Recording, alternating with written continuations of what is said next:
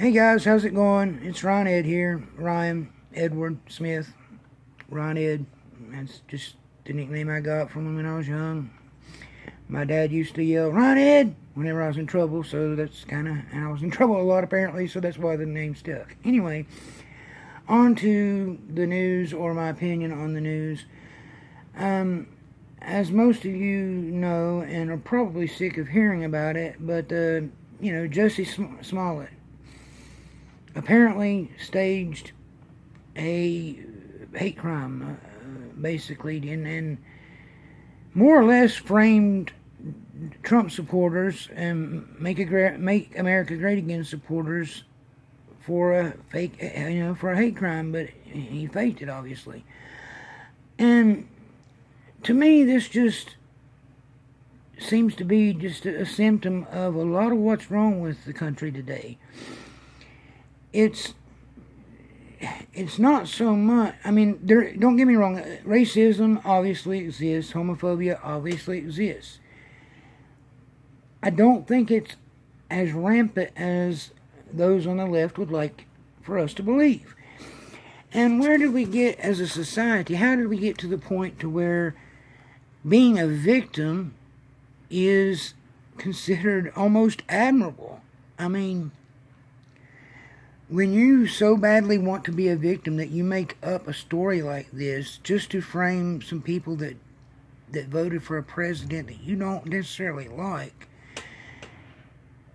it's a sad state of affairs when that's the way the country, that's the direction the country's going in. And you can't blame Trump for this. This is, Slaughter Trump's rhetoric is unfortunate, and I don't like it. I do like Trump. I like a lot of his policies.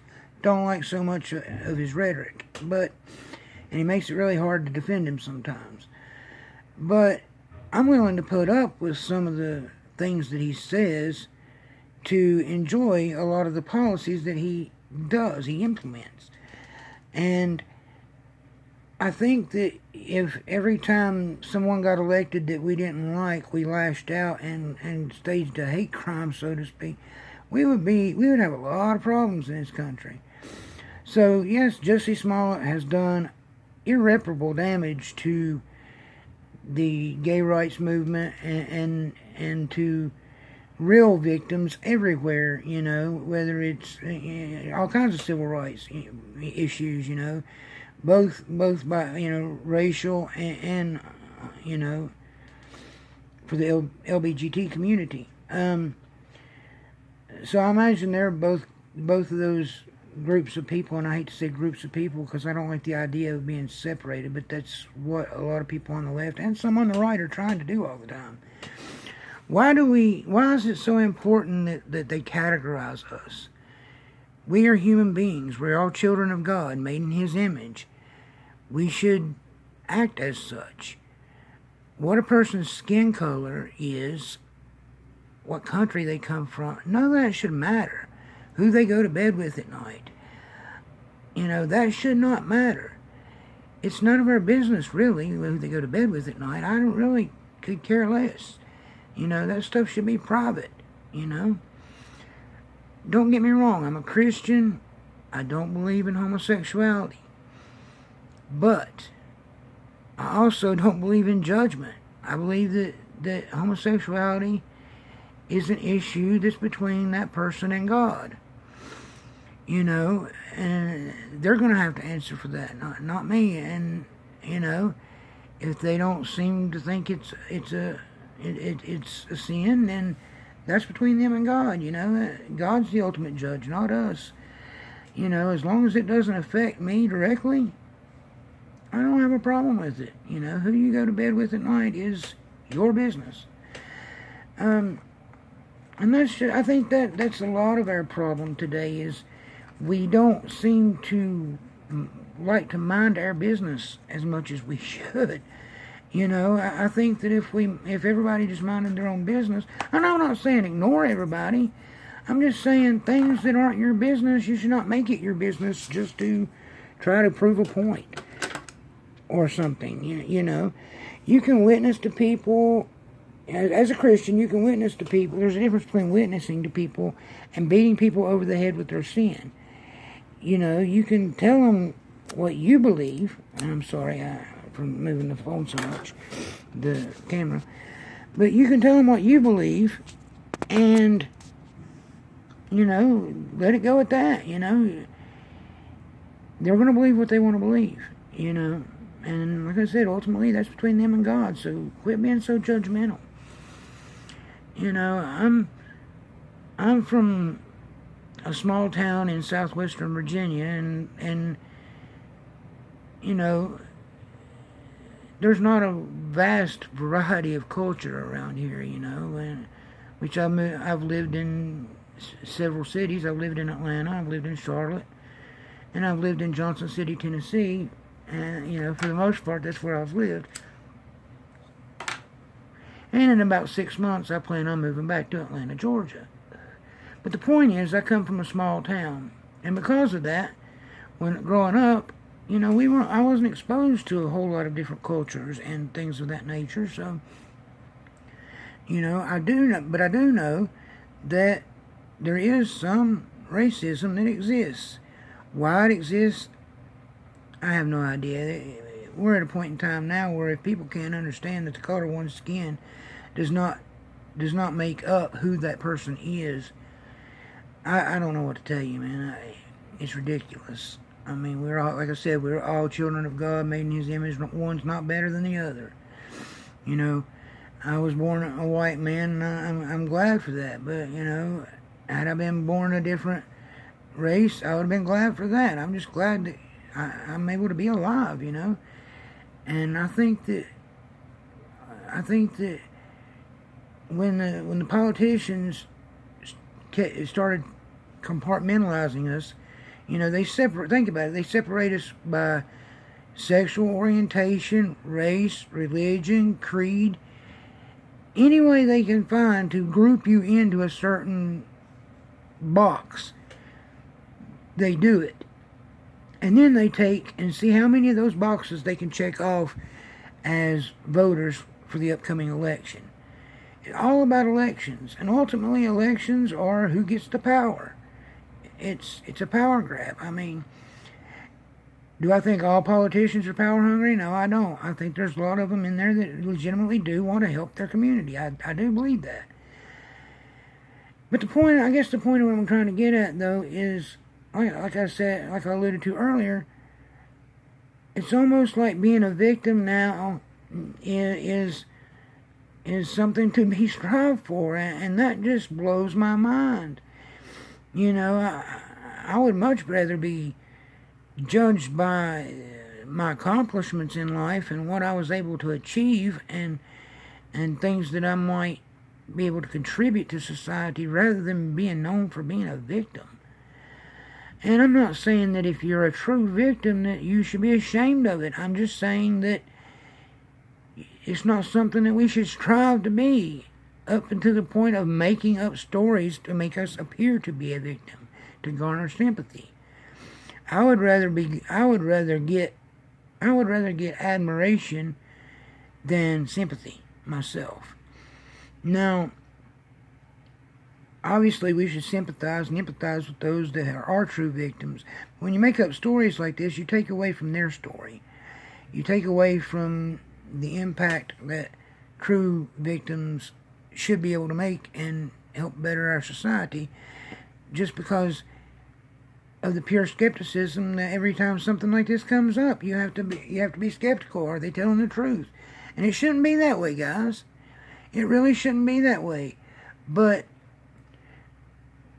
particularly the left, but there's been some right-wing people that are the same way.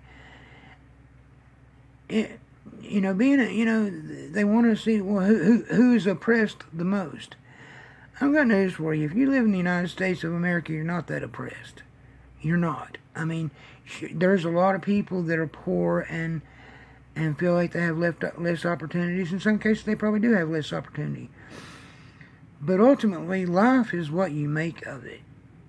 The harder you work, the better off you're going to be. That's just the way it is. And just trying to play a victim to get ahead in life is ridiculous. I think about Elizabeth Warren when she used her so-called heritage, Native American heritage, to get ahead in life. And I think that's just spooky. That should disqualify her from being president right off the bat. But yet she runs anyway, and people vote for her. If you're willing to use a particular ethnicity to advance your position in life, it makes me wonder what other morals you're willing to compromise in order to achieve an end result. It worries me, I mean, among other things that Elizabeth Warren has done, that's one of them. That's one of the big things.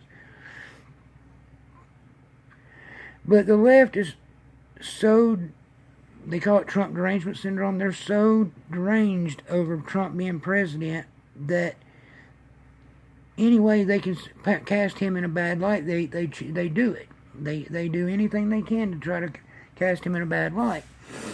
Look, he's not a perfect man. But as Chad Prather said one time, did we elect a perfect man? No. But have we ever? Have we ever elected the perfect man? No.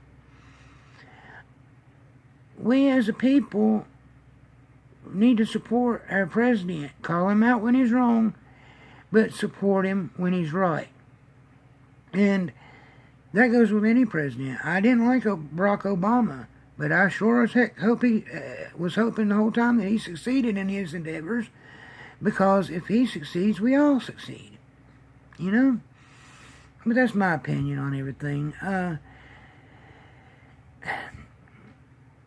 I just can't understand how being a victim is something to be strived for now. That just blows my mind. And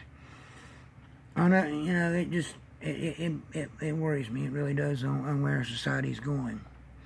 On a different note, Q has been, absolutely posting left and right, which is different. It's a little unusual for him to post as much as he has, and it makes me feel like that things are starting to ramp up. We might be seeing some perhaps indictments, or we might be getting some traction on some justice from the previous administration and Hillary Clinton's deeds.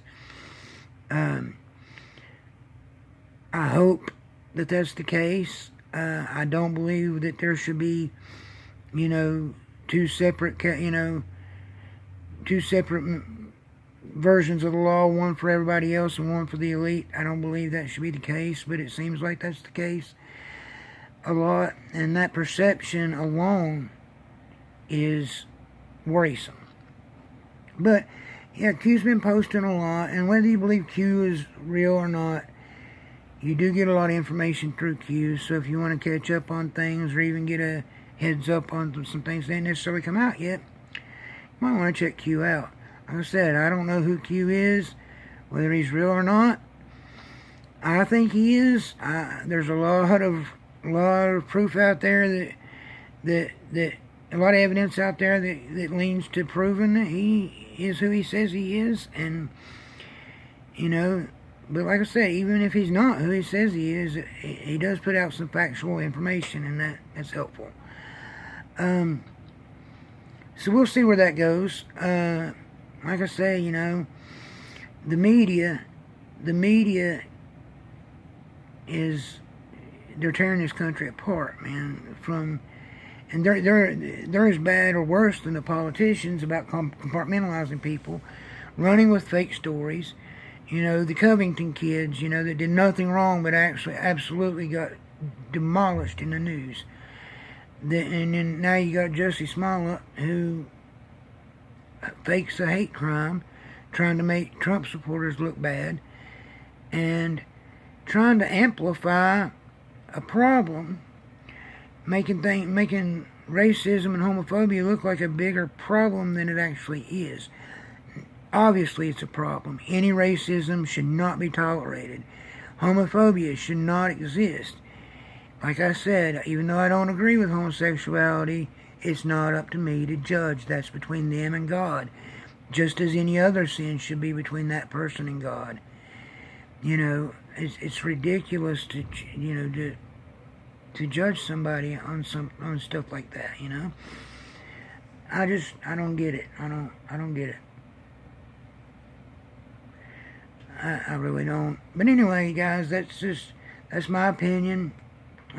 Like, share, subscribe.